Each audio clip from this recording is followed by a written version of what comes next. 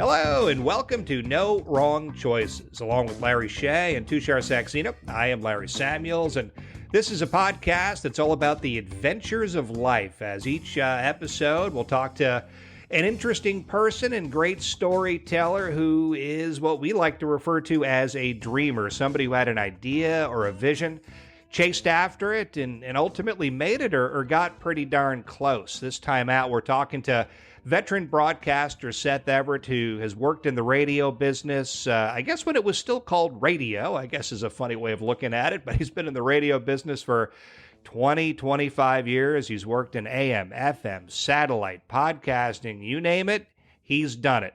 So he's going to take us through that journey. Now, Tushar, I know you've known Seth for years. I think you can probably tee him up better than anybody. I've known Seth since he was an intern so many years ago, and he was an intern under me, learning from me a zillion years ago. And I've gotten now I have the opportunity, obviously, to call him my friend. There's kind of one word that when I think about Seth now that really pops into my head, which is the word innovator. He has really kind of had his pulse on the industry, maybe even more than the industry has had a pulse on where the industry is going. He's been able to really figure out what to do next before the industry figured out where it was going. There's kind of an old saying that goes, it's better to be first than good.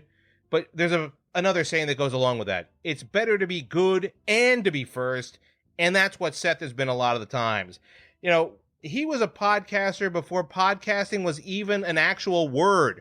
That's how far back he goes in the industry. So, I mean, he's got a ton of stories about not only his time in regular radio, but even making that transition, which is so fascinating because I got to tell you, when you're getting out of the industry and going into an industry that has no real goal or no real set rules, that's scary. And that's a story which to me has always been fascinating. Yeah, and I'm going at it from a different angle because I don't know Seth. So sometimes we bring someone aboard and you have to do your homework and dig in. And I was fascinated to see the types of podcasts that he's created, the things that he's done in his career, the twists and turns, the lefts, the rights. No wrong choices, right? I mean, he's where he's at and he's successful because of the choices that he's made. So I love his tech podcast. I really dug into a lot of the stuff that he's doing, and it's pretty fascinating how he got to where he is now. It's a wonderful conversation. Yeah, so he's going to take us through all that, and I guess the final tease and the final setup that I'll give for all this. He was going to get into stories about Barry Bonds, Ken Griffey Jr., and an eyeball. So this definitely gets pretty darn interesting. So with no further ado, here is Seth. Now joining us, veteran broadcaster Seth Everett, who many might call Houdini, as he has somehow managed to navigate the bizarro world of radio over what I hate to say is a couple of decades, not to age you, Seth, but he's managed to jump from AM to FM to satellite to digital to podcasting, and now I think he's on Twitch. A, you must be very tired, and B, thank you for joining us, Seth. Thanks for having me. I'm a big fan of you, Larry. Tushar is wonderful. And the other Larry, well, we've just met. The jury's still out. It is. It's always still out, believe me. Hey, now, Tushar, you've known Seth forever, right? Yeah, I've known Seth for a long time, like almost way too long, to be quite honest with you. Like, you know, I've had the pleasure of knowing. This is starting out very well. Good job, I've had the pleasure of knowing Seth so far Enthusiasm. back. Look, I'm saying, Tushar. I have known Seth since he was an intern, and this is a zillion years ago. So yeah, I've had the pleasure. I was 20. It was in the summer of 1994. Was it really all the way back then? My God. Well, the significance of that is other people have had the same internship at WFAN. It's just I was lucky. My internship consisted of the New York Rangers won the Stanley Cup. The Knicks went to the NBA Finals. OJ happened, and the baseball strike. That was one hell of a summer. My last week of my internship was the baseball strike. It was one of the single greatest summers to be anywhere in New York City. I will agree with you there. My God, now that I think back on that, it's just unbelievable. What a great time we all had. Hey, Seth, I want to kind of jump into it with you a little bit. And look, like I said, I mean, you and I have known each other for a long time. I've seen you literally since your career kind of started. And your career kind of mirrors mine in some ways, is that, we both started out freelancing, trying to hustle to get that next gig. Now, you are one of the few people who kind of saw the handwriting on the wall. You saw the handwriting on the wall being that, hey, broadcasting and media in general is moving in a left kind of direction. Or, I mean, it's taking a bit of a left turn, it's getting away from the traditional stand of things.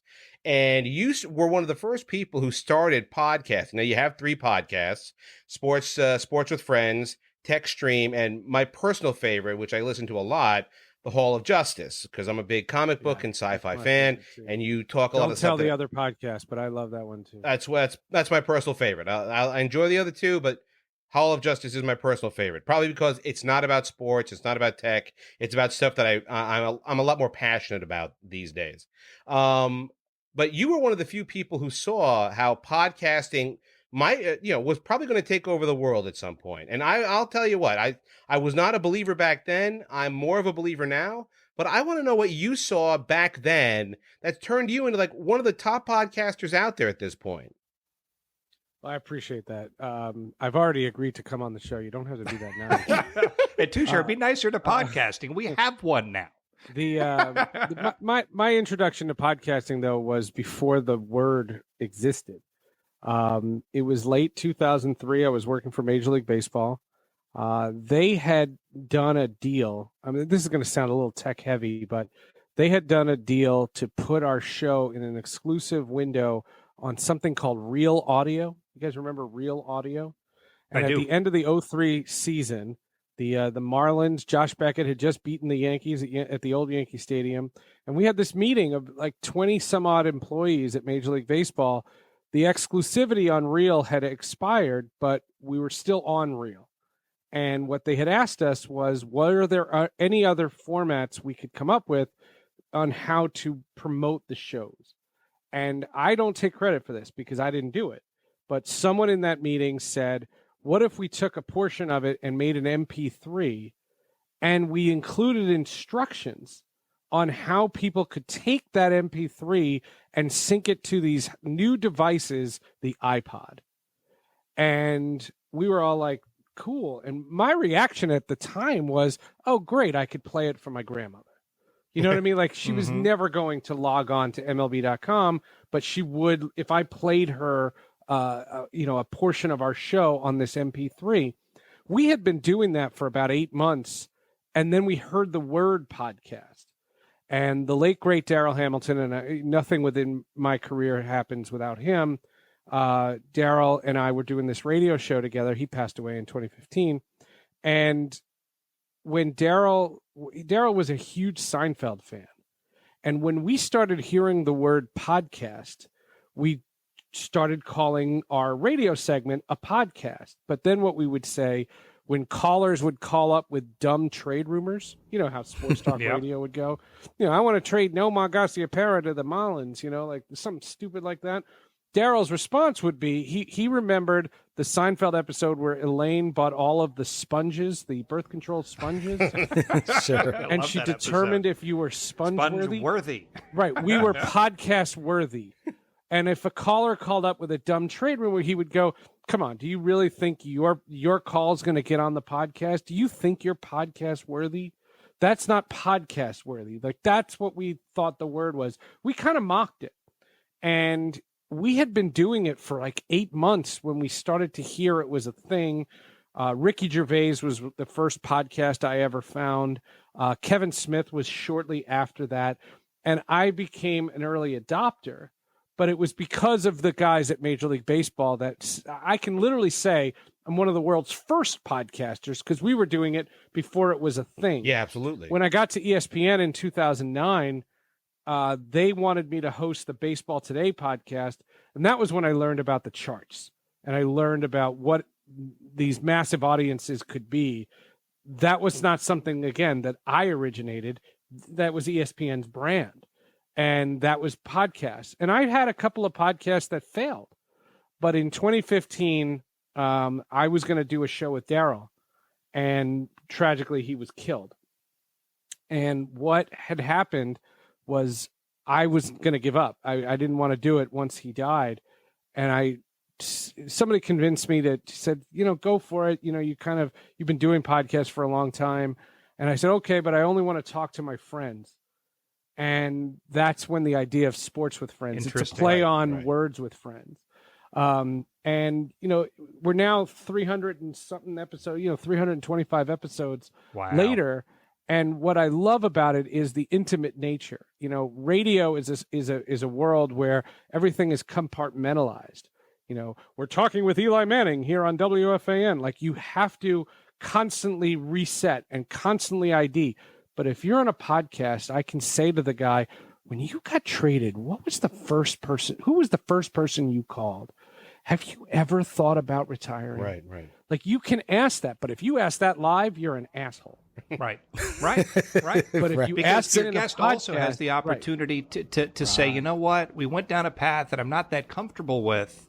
I trust you. You're a friend. Can you pull that back out for me? Correct. And you can get much more intimate. The Hall of Justice, real quick, that was, I remember my early days in sports radio being told by a program director. I remember on a Broncos show in Denver, Colorado, I was told to stop referencing Batman. Oh, my God. There was something with Batman, and I referenced it. It was in pop culture, and they were like, this is man radio. You don't talk about kitty stuff. Oh, my God. And we say that to Tushar all the way, by the way. Yeah, we do.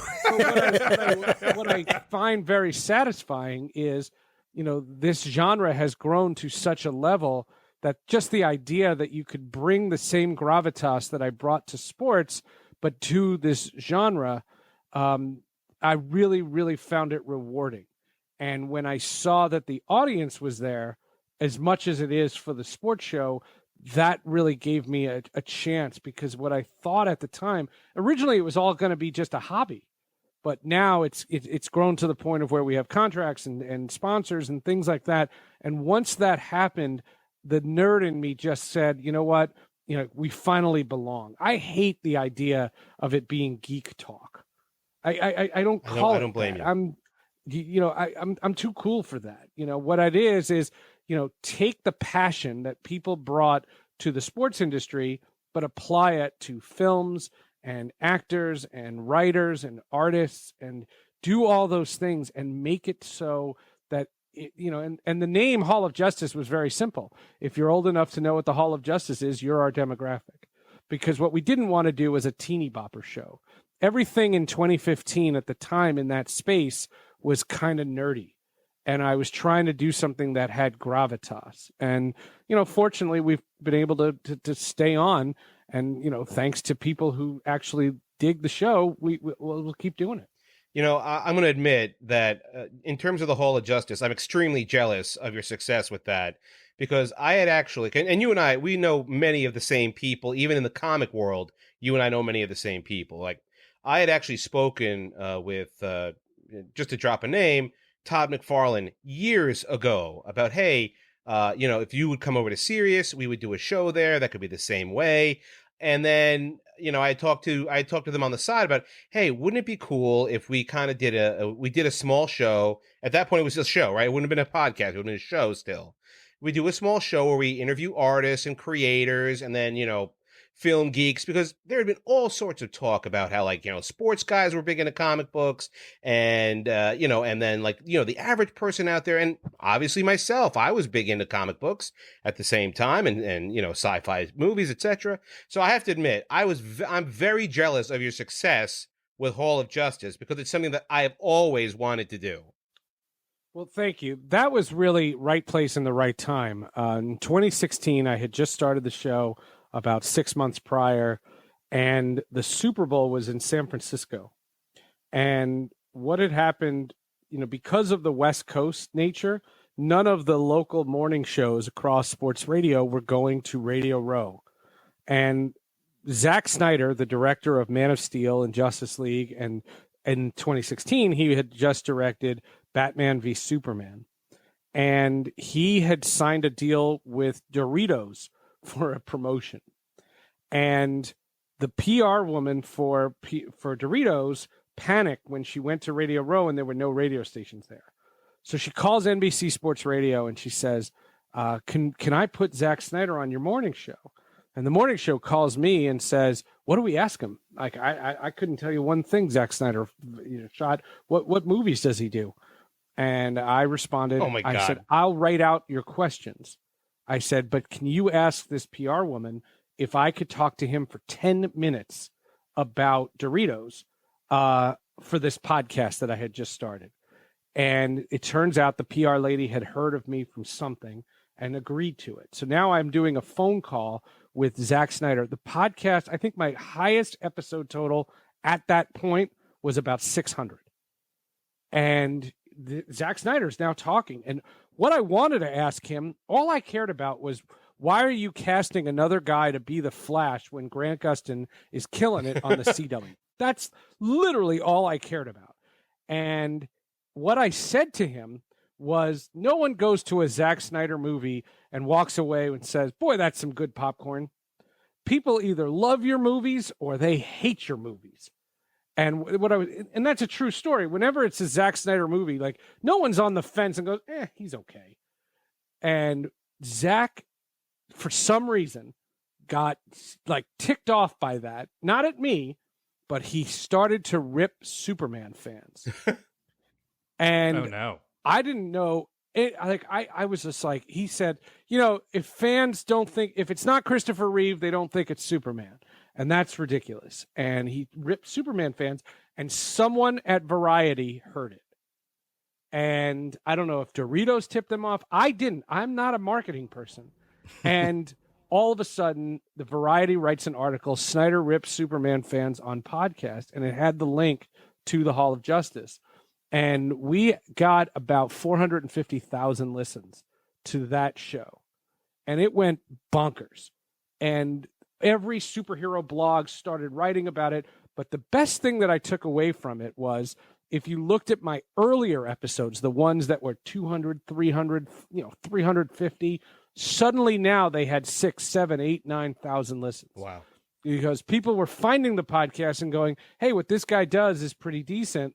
Let's check this out. And I just think that, yes, Zack Snyder got us on the map, but I think we had to maintain a certain level if we were going to have a shot in what is now a really, really crowded space. So I love what you're talking about there, because you're talking about a specificity of something, a topic that certain people are going to love and other people have absolutely no interest in. And then you're also talking about an intimacy where somebody in a podcast is going to tell you something that they normally wouldn't have said on a mainstream radio program or what have you. So I'm fascinated with that, and I'm fascinated how you found podcasting to do these things for you, and that what you did built part of that.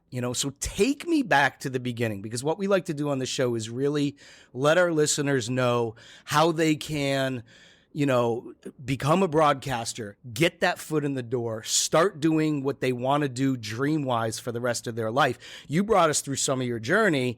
I heard you say 1994. I heard you say 2003. And it was a really fast journey through how you got from point A to point B and where you are now.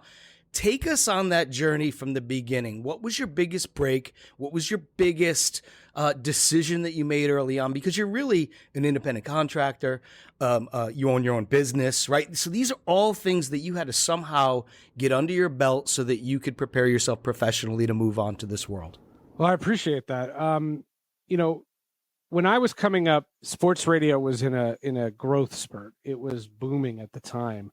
WFAN launched in 1987, so this is about less than a full decade afterwards. And in 1995, I did the minor leagues. I was in the New York Penn League. I did the Auburn Astros, and I learned right then and there I didn't want to do the minors, and I didn't love play-by-play enough. You have to have a real passion for that. I love the experience. I love the people I met, but I knew right then and there, like, I was never going to be the guy in AA that was just going to work his way up to the majors. It wasn't that important.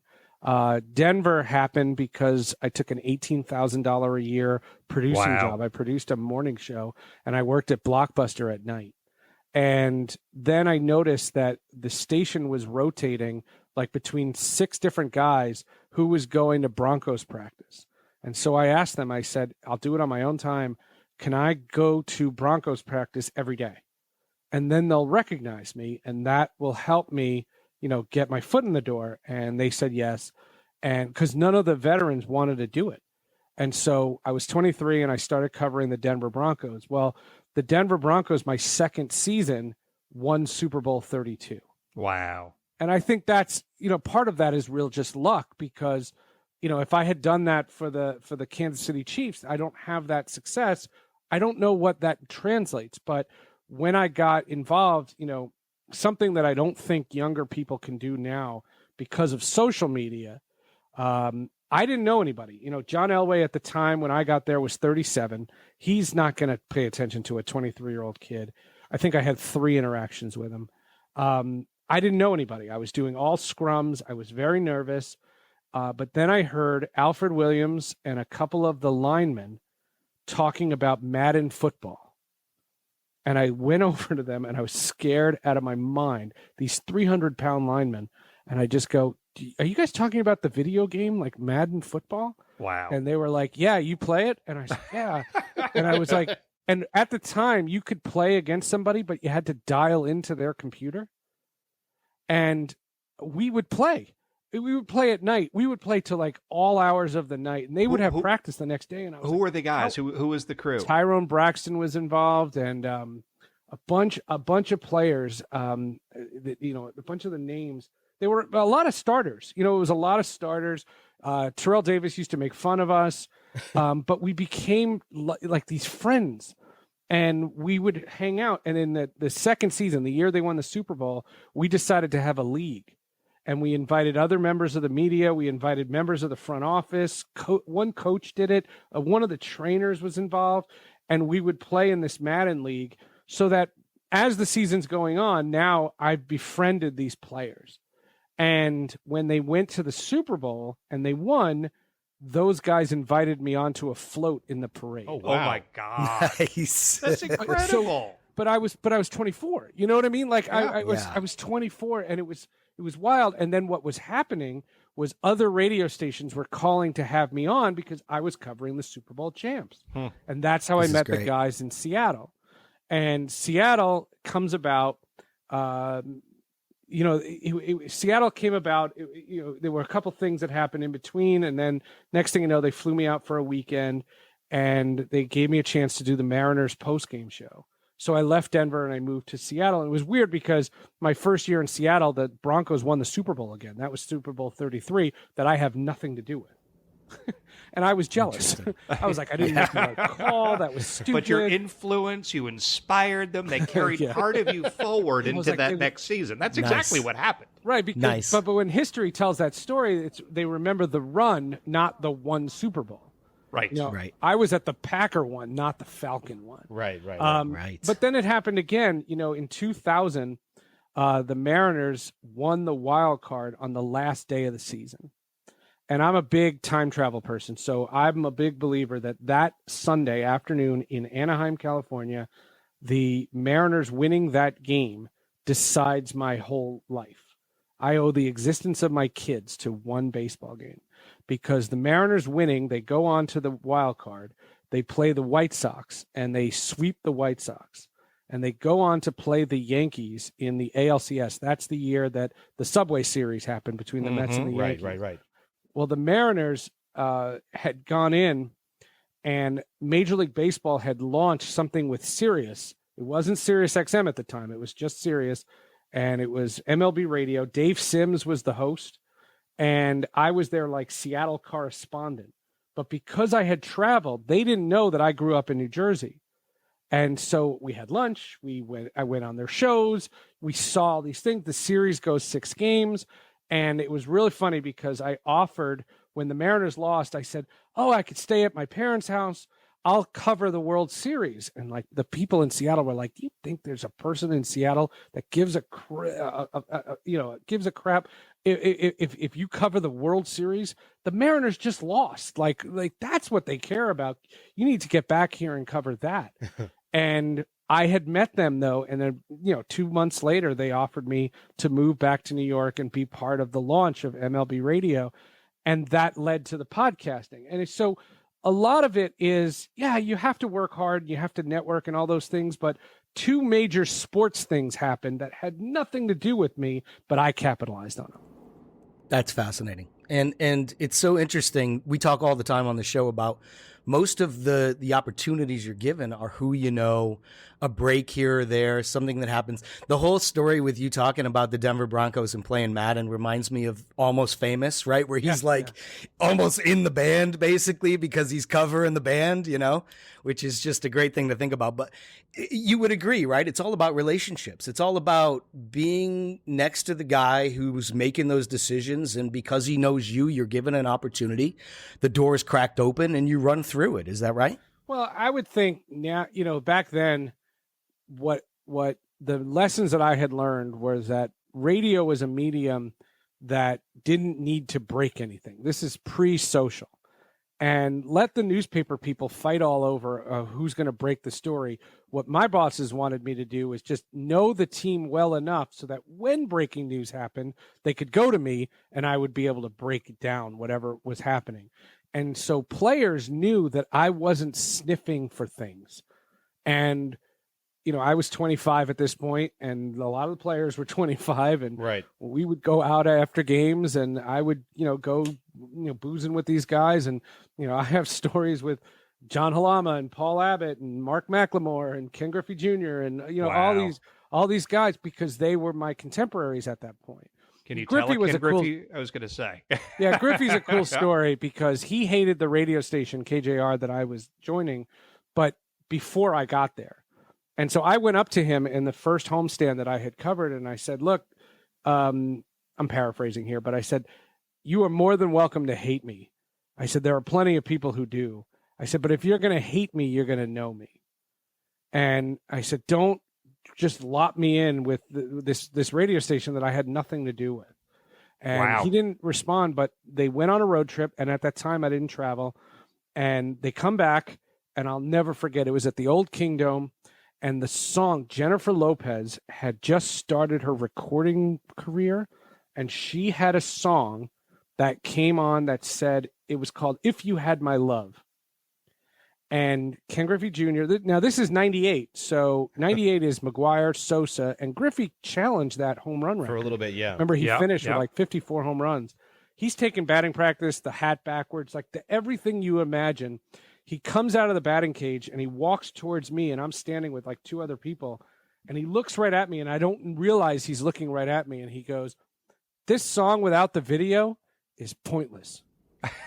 That might define her entire career, at least from my vantage point. And I saw that, and I saw that, that particular conversation, and it just started a dialogue, and we wound up getting to know each other real well. I met his family, I met his dad, and we kept friends. There's a YouTube video of a guy from MLB when he went to the Reds.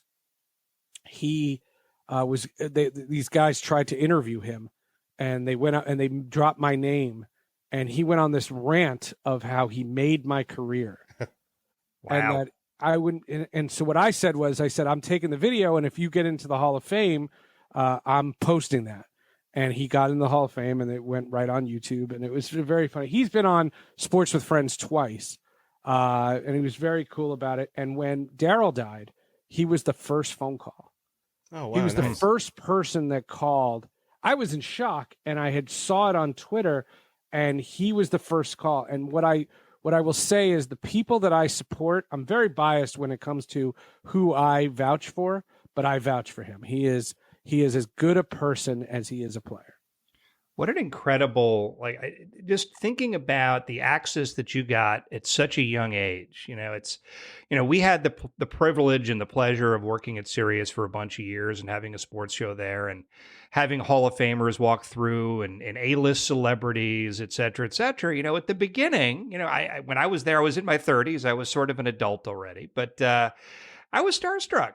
I managed it. I don't think I sounded starstruck. At least I'd like to pretend that I didn't. But, sitting down, having a conversation with Andy Garcia or Tom Seaver or something like that was was a big deal. And it seems like for you, it was a tremendous advantage to be able to get to know these guys, these professional athletes and these celebrities on a personal level really early, to put you into a different place where you were so confident, so comfortable quickly, which just seems to me like a tremendous advantage. And, when you look at your career and the breaks that you got, who are some of the biggest mentors along the way for you?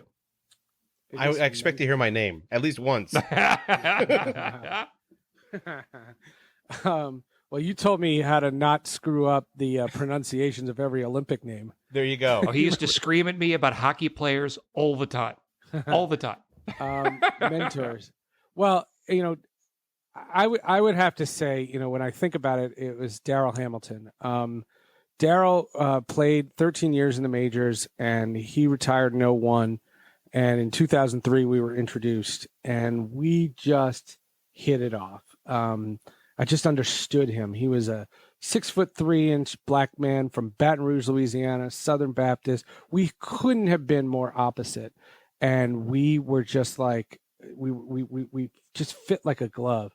The radio show we did, we called it "Staying Hot with Seth and Bone," and it was so much fun. And then when he left the show to go work for the league, he was in charge of suspensions.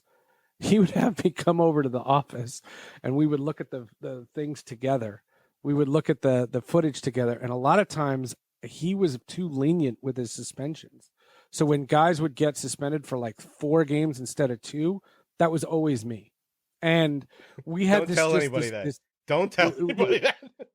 It was this amazing relationship. In 2014, the year before he died, I worked with the Mets, and he worked for the Brewers, and we were intersecting, like we were crisscrossing.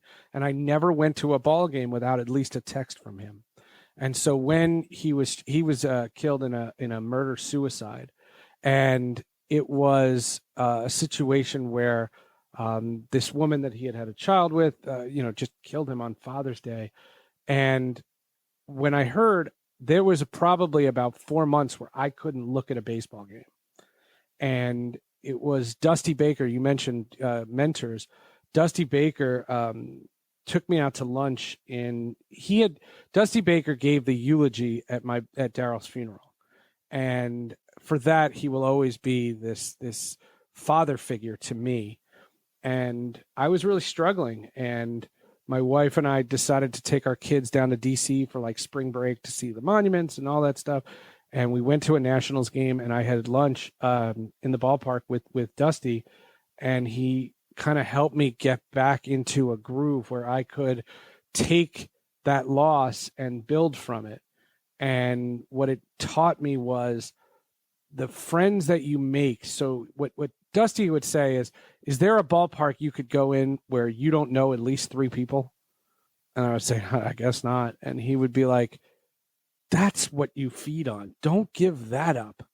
And what I found was pregame was very therapeutic. The actual 9 innings were painstakingly slow. And so it would be becoming harder and harder to watch. And it was just something that was this evolution. In 2013, and Darryl always teased me about this, in 2013, I worked with Prince. And Prince was not a mentor by any stretch, but it was a very cool thing. And I think the fact that I had interviewed as many sports people as I had made me not really get intimidated by Prince. And so when I met him, I just wanted to talk shop. Like I wanted to talk business and stuff. And it wasn't like oh my God, I'm meeting this rock star. Yeah. Like that never crossed my mind. And I think I was better off because of it.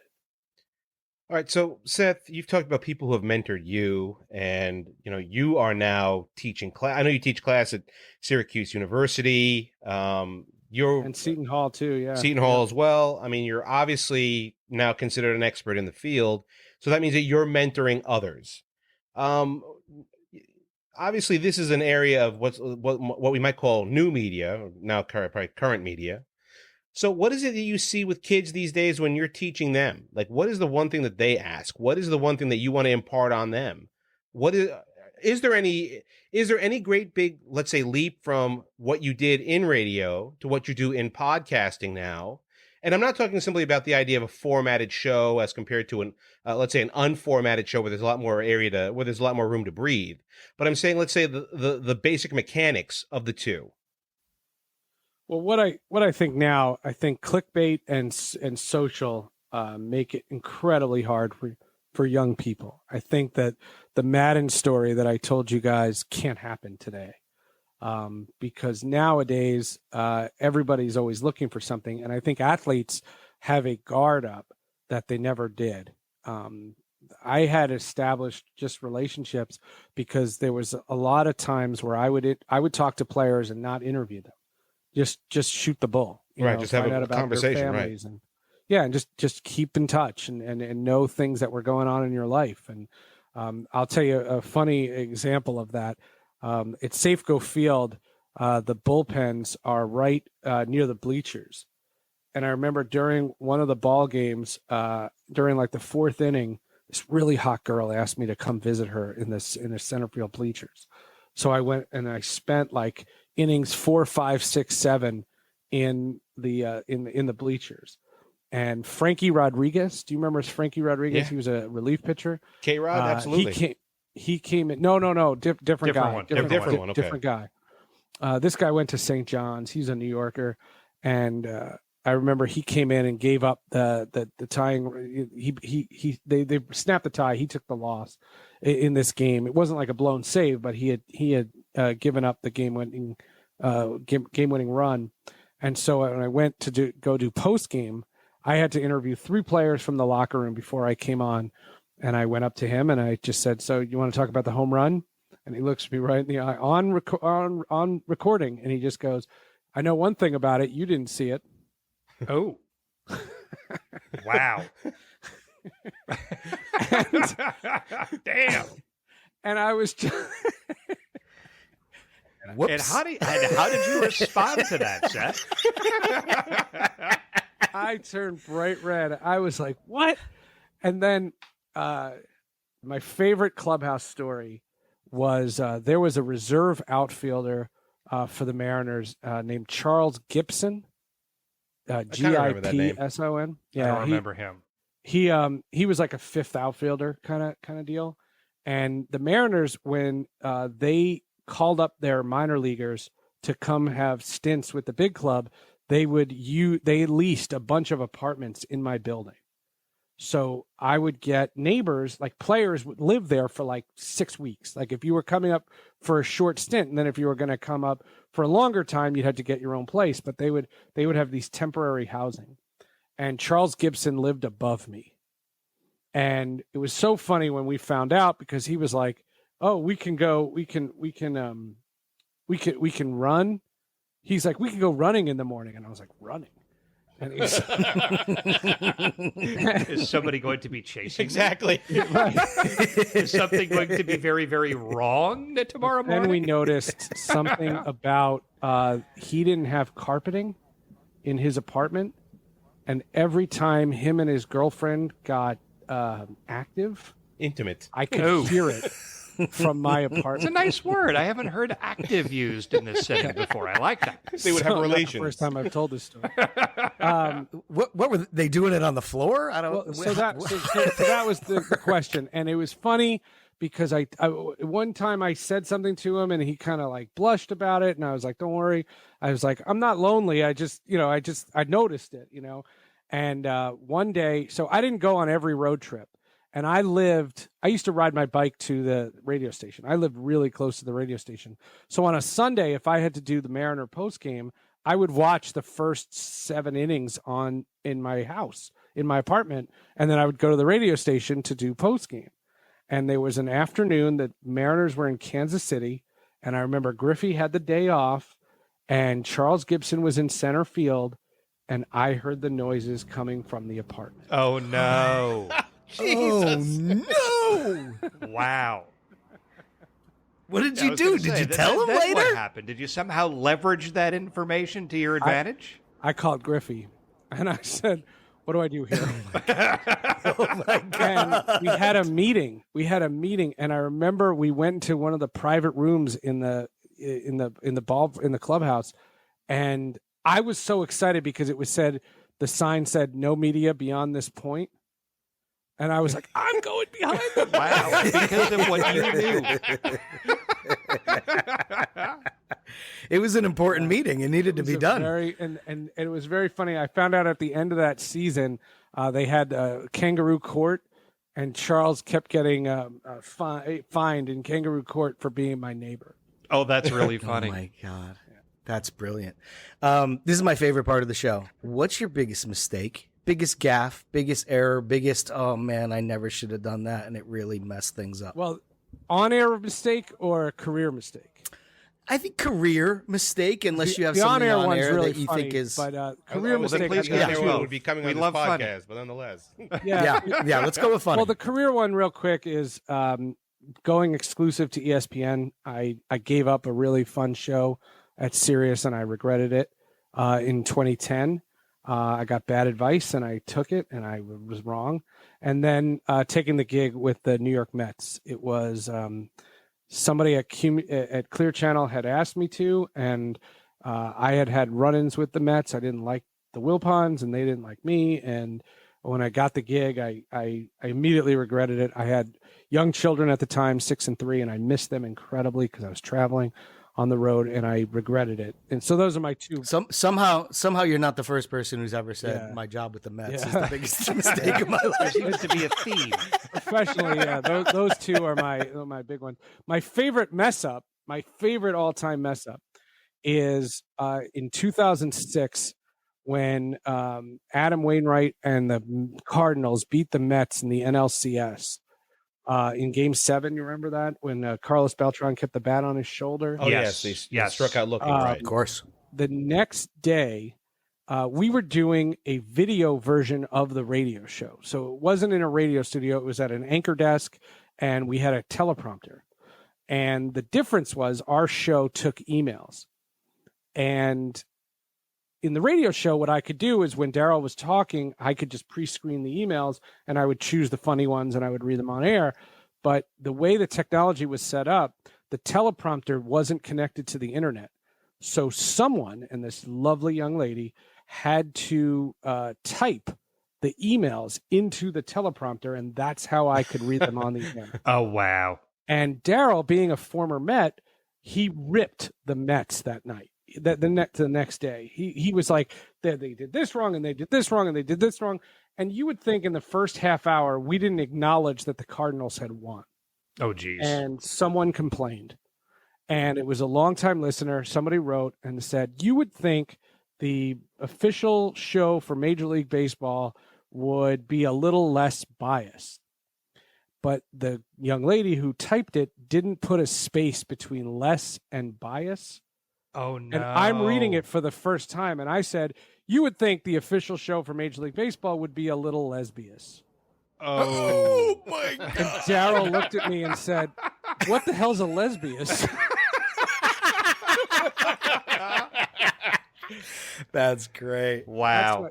And then a listener like 45 minutes later wrote, I'm not a Cardinals fan or a Mets fan. Does that make me a lesbian? But that's genius. I'm sure your marketing From a negative people came a found a positive. way. That's one of my all-timers. That is one of literally the all-time funniest things. I don't think I've ever laughed that hard, especially on air. God.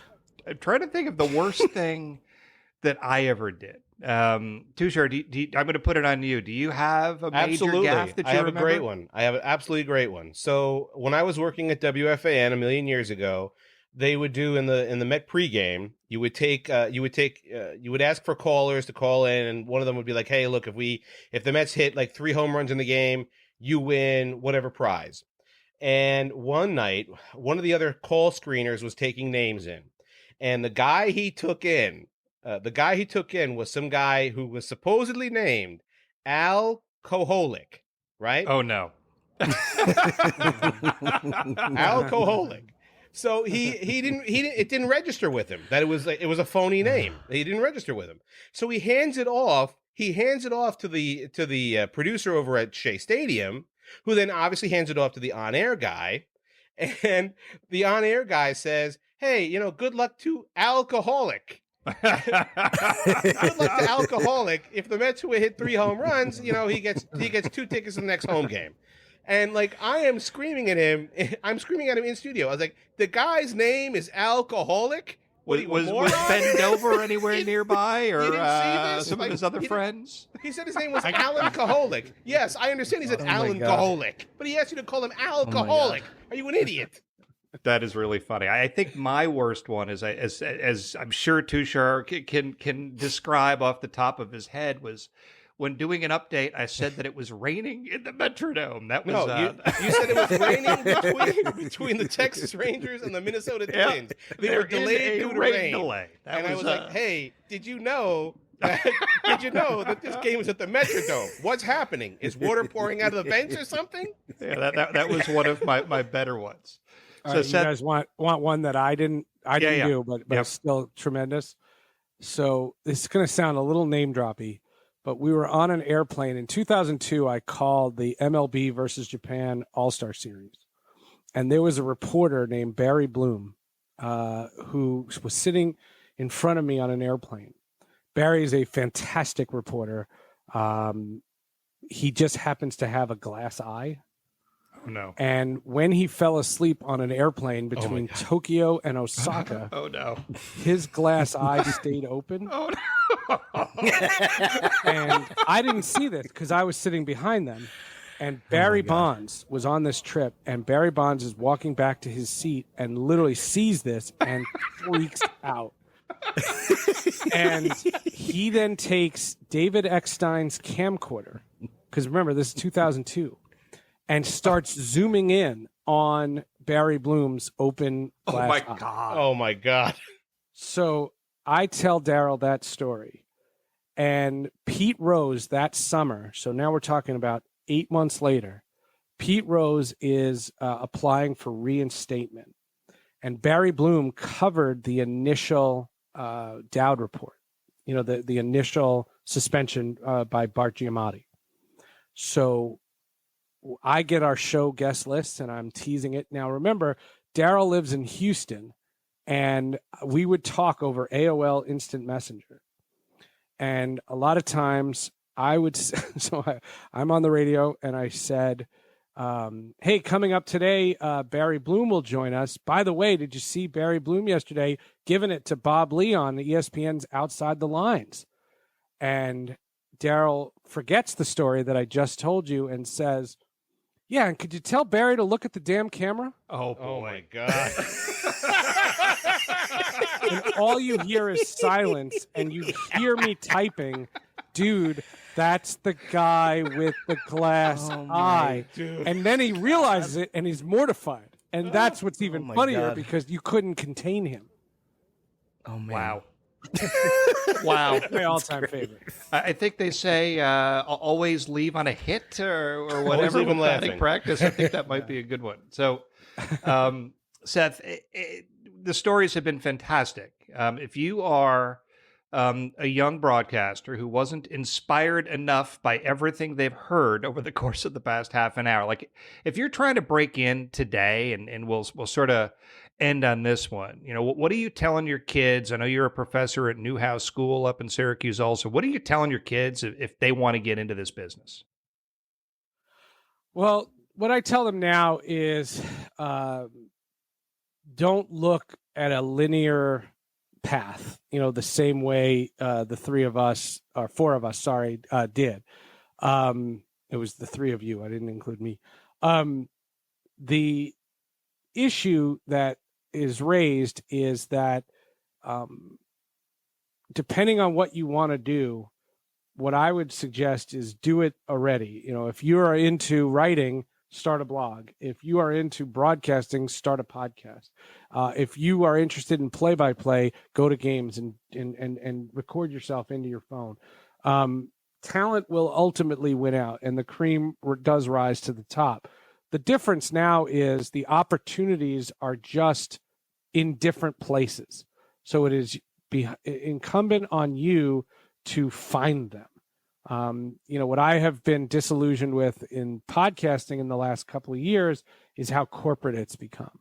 Now iHeart and Amazon and Spotify and all these companies are putting together podcasts, and now there's all these awards, and the only companies that the only award winners are only corporate owned podcasts. And this is not about Sports with Friends or Hall of Justice or any of that stuff.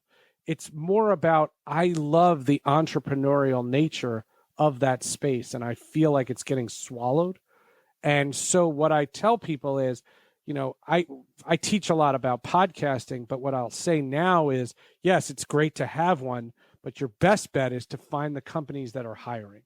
Because work for Spotify and work for them, for those companies, because what you can find is probably a very strong career, but it's not something you've ever conceptualized. Very interesting. Wow. Great advice from a wise, sage, experienced guy. So Seth, as we wrap up, please tell us about your podcasts and where everybody can find them.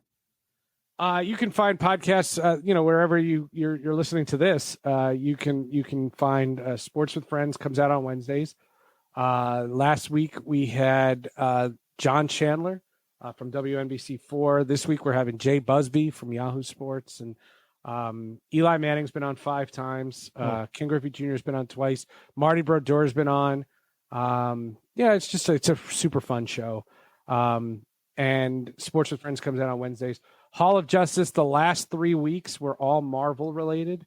We did What If, and then Venom, the Carnage movie, and then the Eternals. And what we do on Hall of Justice for reviews is we spoil them, because in the podcasting space, if you give a warning in the show notes and in the beginning of the episode, you literally are not a jerk that's tweeting Han Solo died on social media. Right. Like, that's rude. What I'm suggesting is do it the nice way.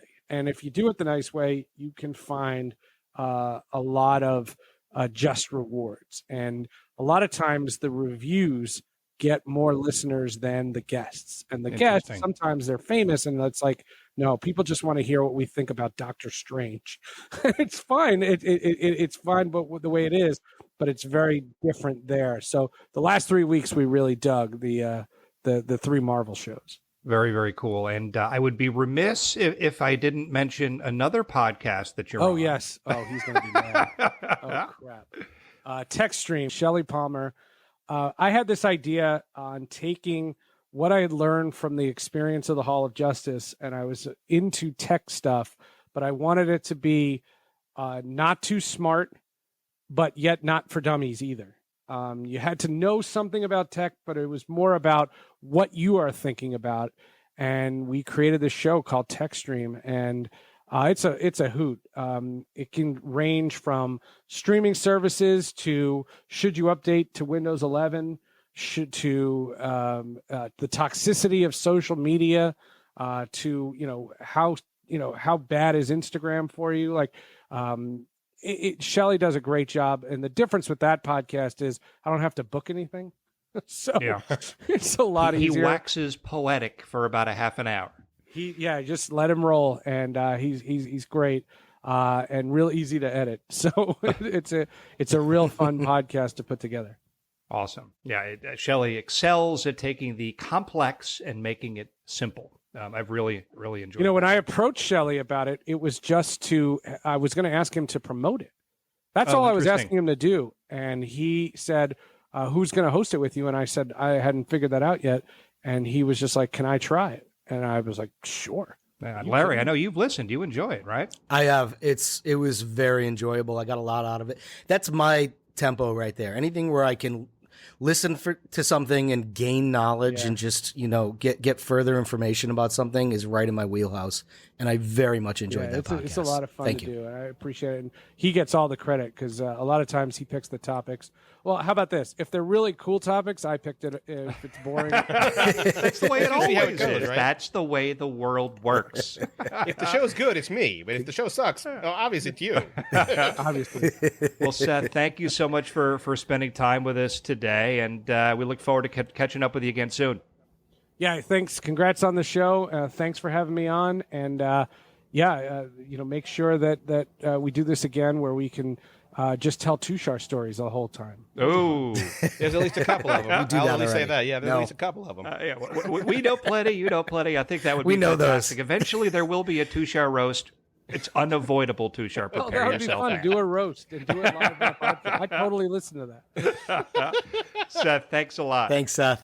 So that was Seth Everett, and I'm going to forever be grateful that he joined our podcast for the simple reason that he suggested, or at least led us to the idea of having a roast of Tushar in one of these episodes somewhere along the way. And Yeah, keep that one to yourselves. That's it. yeah, Keep that one to yourselves. I have never heard a better idea than that. So I really can't wait to take him up on that. Now, the conversation itself. That would be the only wrong choice. No wrong choice. That's a wrong choice. That's a perfect example. It doesn't exist, remember? So Seth, what an interesting guy. I love the baseball stories. I love the eyeball story. I hope it lived up to the expectations I set going into this. Larry, what were your impressions? I think the most fascinating thing is it's always like that one thing that if it didn't happen, things would have gone completely different, right? So he gets a mention and all of a sudden he has ears listening to his podcast and it becomes something different. It takes on a life of its own. We always talk on this show about like that person you met or that opportunity, that phone that rang and you couldn't believe it. And it literally changed your life, right? So no wrong choices, meaning you process the information you have in the moment and then you make a choice and you're going to end up where you're going to end up and it can't be wrong, right? So here's Seth and he has someone who gets ears on his podcast, mentions it, and it blows up and one thing turns into another. It's fascinating because that's the way life works. That's the way these things happen. What was that, Tushar? This is your wheelhouse. What was that guy's name again that he was referring to at the beginning? It was Zack Snyder. Zack Snyder. The guy who did Justice League. And he's one of the great directors out there. The Zack Snyder cut of Justice League is really it's such a bone of contention within the superhero comic book world. This is the guy that put Seth Everett on the map. I mean, and it's such a chance happening, but he took advantage of it. And really, this is what's made Seth Seth. Is that he's understood that moment and he's been able to take advantage of it 100%. I'll also go back to the story about him just being able to figure out who he was as a broadcaster, as a young kid when he was covering the Denver Broncos. How ridiculously smart and what I would call like stupid, simple things. Just going around and saying, yeah, I play John Madden football to a bunch of guys who also are playing John Madden football. This is the most basic way to kind of connect with people, right? How do you connect with that? How do you connect with people? You connect on a very human level. Okay, we don't want to talk sports and whatnot. This is the most basic way to do it. And being a good guy. Do something. Right? Yeah, just like being a good guy. He was a good guy to hang out with and a real guy. And it gave him opportunities that never would have presented themselves had he hadn't been good to others and been a cool guy to hang out with and interesting. And that's here's that's what you need to cultivate. Here's the other thing about that is that the people that he was working with at the time, like guys who probably were covering that team, who had been covering that team for 20 or 30 years, this is something that would have occurred to them in 100 years. Yep. Right? This notion of how do I connect with these kids and who are probably saying something like, the players today are nothing like the players that I covered 20 years ago. Well, that's because you're an old man now.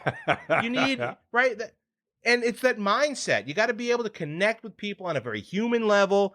And once again, what is the choice you're going to make at that moment? Do you want to be able to connect with people? Do you not want to be able to connect with people? And how do you do that in that moment? And don't be a get off my lawn guy, Tushar said. Yeah. Never. Tushar learned from that. Do not be a get off my lawn kind of guy.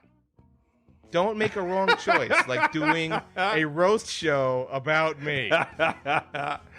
So, my final comment will be, I also love the fact that he's a professor at Syracuse and that he's a professor, I think it's at Seton Hall is the other school that he's working with. So, he's given back at the same time, which is a really nice thing to see. So thank you again to Seth Everett for joining us today. Be sure to check out his podcast, Sports with Friends, Hall of Justice, and Techstream.